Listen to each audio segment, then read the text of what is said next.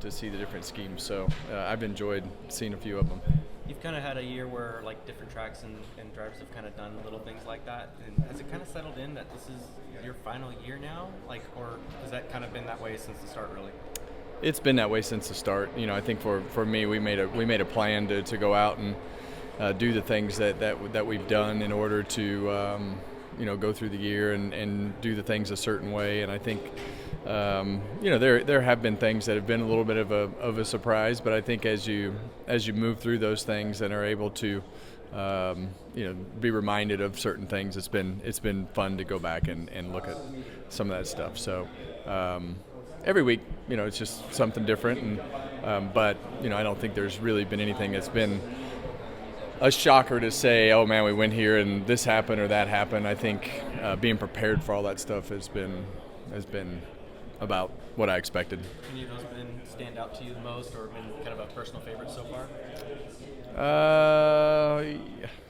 Look, I think as you go through it, I think the one that's the 29 announcement has been the kind of the peak of all of it, just because it was so well received, and I think that the feedback from that particular moment was way more than we all expected, and so going to North Wilkesboro and doing the things that we're going to be able to do in a couple weeks with the late model stock and just running the 29 on the car, and being able to interact with RCR and Richard and all the fans on whether you're Chevy, Ford, whatever it is, has been that one's been by far the biggest needle mover and moment for me so far.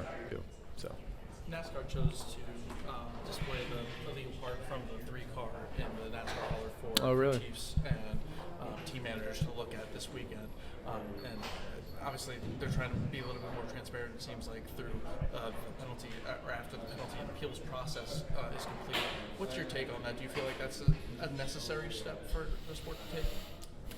Well, there's a lot of things that, as I'll start this, there's a lot of things that I don't know. So my opinion is very uneducated. It's just an opinion and very broadly delivered in a way that doesn't have a lot to back it up. So I think for me, the more transparent you can be, the better off you're going to be.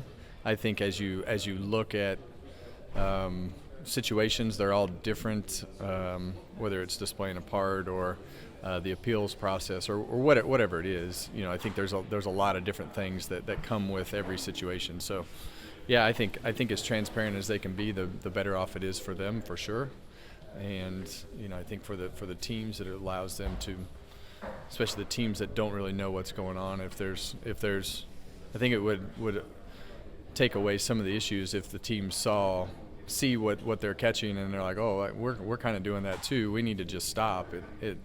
It's kind of a double-edged sword to kind of help on both sides of things before it gets out of hand. So yeah, I think as transparent as everybody can be with, that's really what this car is, right? It's supposed to be fair for everybody to have a chance. So if it's fair, let's just keep it as transparent as possible. But obviously I know there are many more things that are involved in those types of situations than we could sit here and come up with in a couple minutes. A third of the way through the entirety of the season now, I'm curious what your perspective has been on just your season overall, really, but also, I guess as a sidebar to that is, this being your final season, has this first third been what you expected, or been anything like what you expected? I don't think there's been, for me it's been business as usual to just race and communicate with my team and do the things. Our cars have run really good.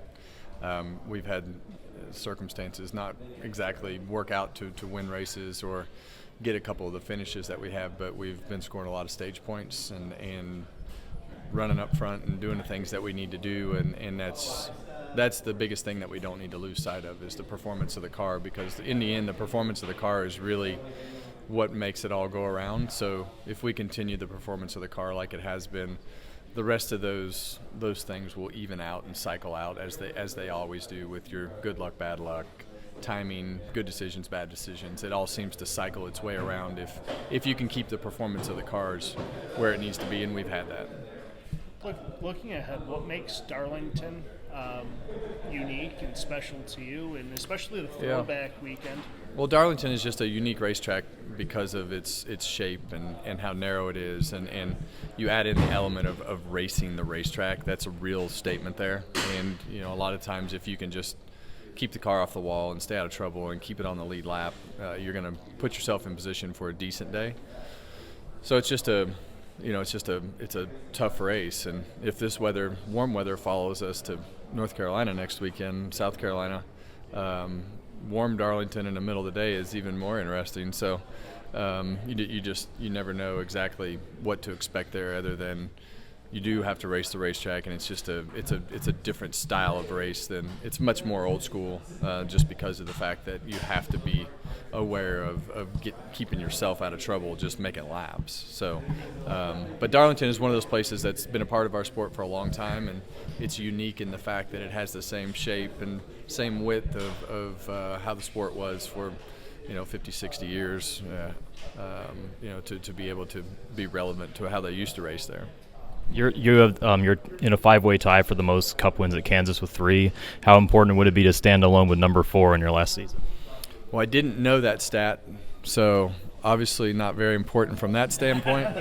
But if we could win, obviously that would be a great moment for us, and that's why we're here is to try to win and accomplish those things. So we've been close a few times this year, and we just have to see how it all plays out and go from there. But this racetrack has been good to me in general, and hopefully we can continue that trend. Thank you. How different is this track from the first time? Hi, this is Steven Stumpf. Make sure to hit that subscribe button. Check out the 2 videos beside me, and for more racing content, visit frontstretch.com.